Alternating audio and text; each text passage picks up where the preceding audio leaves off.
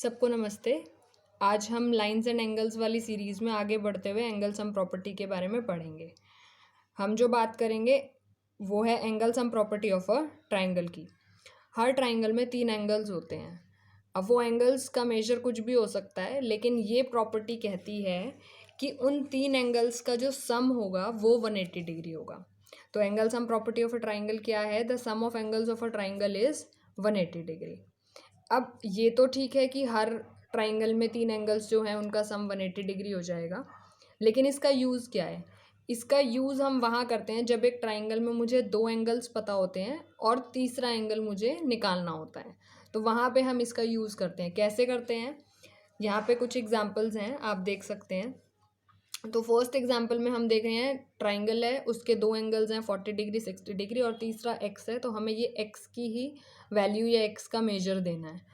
तो angle sum property कहती है कि तीनों का सम 180 डिग्री आना चाहिए। दैट मीन्स ये सम 180 डिग्री होना चाहिए। तो इसे सिंप्लीफाई कर लेंगे बस, और हम देखेंगे कि एक्स जो है वो हमारा 80 डिग्री आ जाएगा। देन ऐसे ही एक अगला एग्जांपल हमने लिया है, उसमें भी हमने ये लिया ये 90 degree 30 degree and this is why. तो एंगल सम प्रॉपर्टी का यूज़ करके हम वाई की वैल्यू निकालेंगे, वो आ जाएगी 60 डिग्री। फिर इसी उसमें ही एक एग्जाम्पल है, ये हमने लिया है, हमें एक्स वाई और जेड की वैल्यू देनी है और हमें गिवन क्या है कि ये जो ए बी है, ए बी लाइन सेगमेंट वो पैरेलल है डी सी के। तो ये दोनों पैरेलल हो गई। अब ये दोनों पैरेलल हैं, मुझे एक्स वाई जेड चाहिए। तो इस एग्जाम्पल में क्या हो रहा है, हम पीछे जो हम पढ़ के आए हैं चीज़ें वो भी हम यूज़ करेंगे। आपको याद हो हमने पिछली वीडियो में सीखा था पैरेलल लाइंस अंडर ट्रांसवर्सल। तो यहाँ पे वैसी ही कुछ सिचुएशन है, ये दोनों लाइंस पैरेलल हैं और ये ट्रांसवर्सल का काम कर रही है। तो यहाँ पे हम वही चीज़ें यूज़ करेंगे। तो हमको एक्स वाई जेड निकालना है, एक्स आ जाएगा 80 डिग्री। कैसे? Using angle sum property. कैसे लगाते हैं हमने यहाँ पे देखा, आप कर सकते हैं। तो एंगल सम प्रॉपर्टी का यूज़ करके एक्स जो है हमारा 80 डिग्री आ जाएगा। अब वाई जो है, वाई हमारा 55 डिग्री आ जाएगा। क्यों? क्योंकि ये आप देख सकते हैं ये चीज़ और ये दोनों पैरेलल हैं और ये ट्रांसवर्सल है। तो ये जो 2 एंगल्स हैं, ये वाला एंगल और ये वाई, ये दोनों ऑल्टरनेट इंटीरियर एंगल्स बन रहे हैं। मैंने ट्रिक भी बताई थी ऑल्टरनेट इंटीरियर एंगल्स पहचानने की कि जेड देखना है, ये जेड बन रहा है एक तरह से। तो जेड के अंदर के जो 2 एंगल्स हैं वो इक्वल होते हैं, ऑल्टरनेट इंटीरियर एंगल्स होते हैं क्योंकि वो, तो ये पैरेलल है तो ऑल्टरनेट इंटीरियर एंगल्स इक्वल होंगे, तो वाई इक्वल टू 55 डिग्री आ जाएगा। और ऐसे ही जेड कैसे निकलेगा? अब देखें, ये दोनों पैरेलल हैं और ये ट्रांसवर्सल है, तो ये जो एंगल है एक्स और ये दोनों इक्वल हो जाएंगे, एक्स इक्वल टू जेड। क्यों? क्योंकि ये कॉरस्पॉन्डिंग एंगल्स हैं, दोनों इस तरफ पे हैं, इन दोनों लाइंस के इस तरफ पे हैं ये। तो एक्स और जेड दोनों इक्वल हो गए, तो Z equal to X which is equal to X. क्योंकि हमारा 80 डिग्री आया तो जेड भी हमारा 80 डिग्री ही आएगा। अब जेड निकालने का एक और तरीका भी है, जो, क्योंकि हमने पढ़ा था कि जो स्ट्रेट एंगल होता है, मतलब एक लाइन पे जो एंगल होता है वो 180 डिग्री होता है। तो this plus Y plus Z will be 180 degree.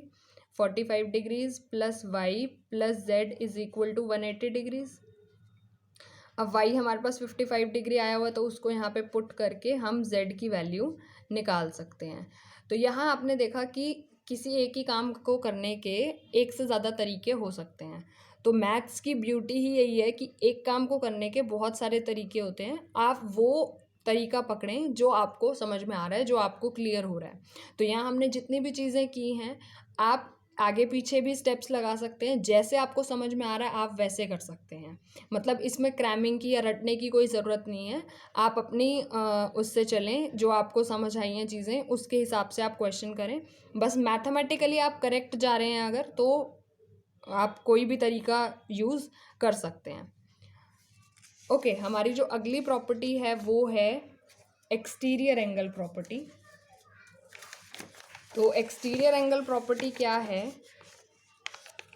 किसी भी ट्राइंगल में एक्सटीरियर एंगल क्या होता है, जैसे हमने ये ट्राइंगल बनाया, तो इस ट्राइंगल की किसी एक साइड को हम एक्सटेंड कर दें, तो यहाँ पे जो बना इसको हम एक्सटीरियर एंगल बोलते हैं। या जैसे अगर हम इसको एक्सटेंड कर दें तो ये एंगल एक्सटीरियर हो जाएगा, या हम और देखें यहाँ से एक्सटेंड कर दें तो ये एंगल एक्सटीरियर एंगल हो जाएगा। तो आई होप कि एक्सटीरियर एंगल का मतलब आपको क्लियर है। तो एक्सटीरियर एंगल प्रॉपर्टी क्या कहती है? Exterior angle is equal to the sum of opposite interior angles. तो जो एक्सटीरियर एंगल है, अब देखिए इस वर्टेक्स पे एक्सटीरियर एंगल बन रहा है, तो इस वर्टेक्स पे एक्सटीरियर एंगल बन रहा है, तो जो बाकी दो इंटीरियर एंगल्स बचते हैं, मतलब इस वर्टेक्स वाला इंटीरियर एंगल को छोड़ दें अगर हम, तो बाकी जो दो होंगे उनको ऐड करके या उनका जो सम होगा वो इसके इक्वल आएगा। ये प्रॉपर्टी ऐसा कह रही है, जैसा कि हमने यहाँ भी लिखा है कि हमने वर्टेक्स सी पे एक्सटीरियर एंगल लिया है, जिसे हम बोल सकते हैं एक्सटीरियर एंगल एट सी। तो इसकी वैल्यू क्या होगी? यहाँ सी वाले इंटीरियर एंगल को छोड़ के जो बाकी दो इंटीरियर एंगल्स बच रहे हैं उनका सम। तो angle A C D is equal to angle A B C plus angle B A C. Similarly यहाँ पे भी हम देख सकते हैं, हमने एक्सटीरियर एंगल लिया है ए पे, तो ये क्या हो जाएगा? इस ए वाले इंटीरियर एंगल को छोड़ के जो बाकी दो इंटीरियर एंगल्स बच रहे हैं उनके सम के इक्वल। तो angle M A C will be equal to angle A B C plus angle A C B. ये है एक्सटीरियर एंगल प्रॉपर्टी। अब इसका यूज़ क्या है? इसका यूज़ हम वहाँ करते हैं जहाँ पे हमें इन दो एंगल्स में से कोई एक पता हो और ये पता हो तो दूसरा एंगल निकालने के लिए, या फिर ये दोनों पता हो तो एक्सटीरियर एंगल को निकालने के लिए। तो आप ये जितनी भी चीज़ें आज हमने की, आज ये लाइंस एंड एंगल्स वाली चीज़ हम कंक्लूड कर रहे हैं, ये टॉपिक यहाँ पे हमारा चैप्टर ख़त्म हो रहा है। तो ये जो हमने चीज़ें जितनी भी की हैं ये सभी हम एक साथ यूज़ कर सकते हैं एक ही क्वेश्चन में, जहाँ भी हमें ज़रूरत पड़े। तो जब आप क्वेश्चंस करेंगे, अगर आपको कुछ भी डाउट आता है तो आप कमेंट्स में ज़रूर पूछें। मैं पूरी कोशिश करूँगी कि मैं आपके सारे डाउट्स क्लियर कर सकूँ। अगर वीडियो हेल्पफुल रही हो तो वीडियो को लाइक करें और शेयर करें, और चैनल को ज़रूर सब्सक्राइब करें। बहुत बहुत धन्यवाद।